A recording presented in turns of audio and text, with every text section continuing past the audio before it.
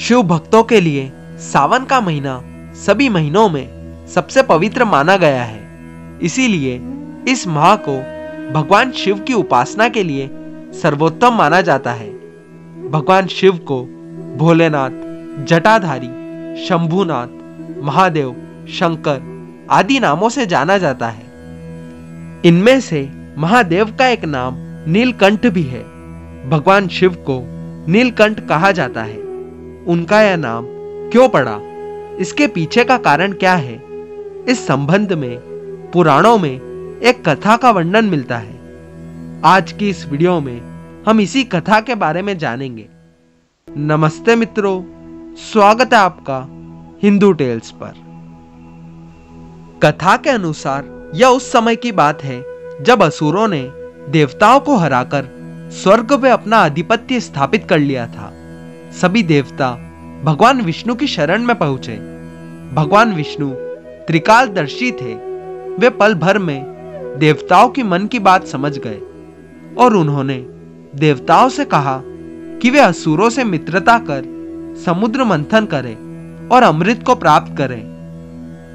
भगवान विष्णु ने समुद्र की गहराइयों में छिपे अमृत के कलश और मणि रत्नों के बारे में बताया कि उसे पाने से वे सभी फिर से वैभवशाली हो जाएंगे।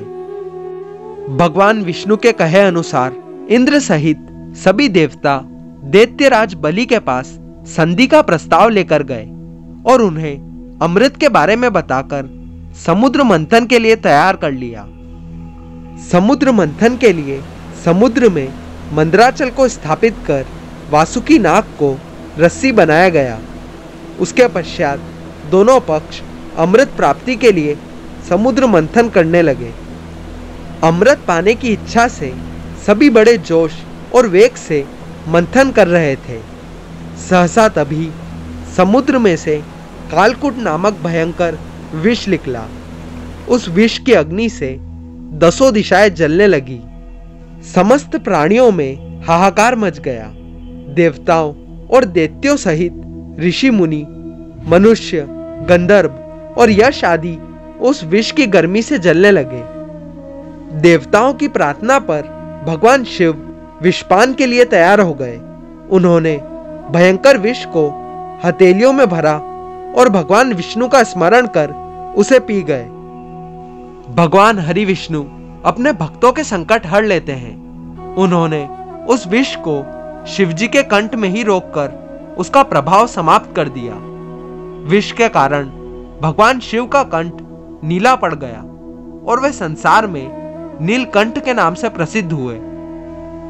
जिस समय भगवान शिव विषपान कर रहे थे, उस समय विष की कुछ बूंदें नीचे धरती पर गिरी, जिन्हें बिच्छू, सांप आदि जीवों और कुछ वनस्पतियों ने ग्रहण कर लिया।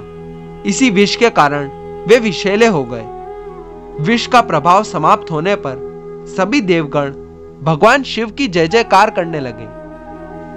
आज की इस वीडियो में बस इतना ही। अगर आप इसी प्रकार की और भी कथाएं सुनना चाहते हैं तो इस चैनल को सब्सक्राइब कर लीजिए। मिलते हैं अगली वीडियो में।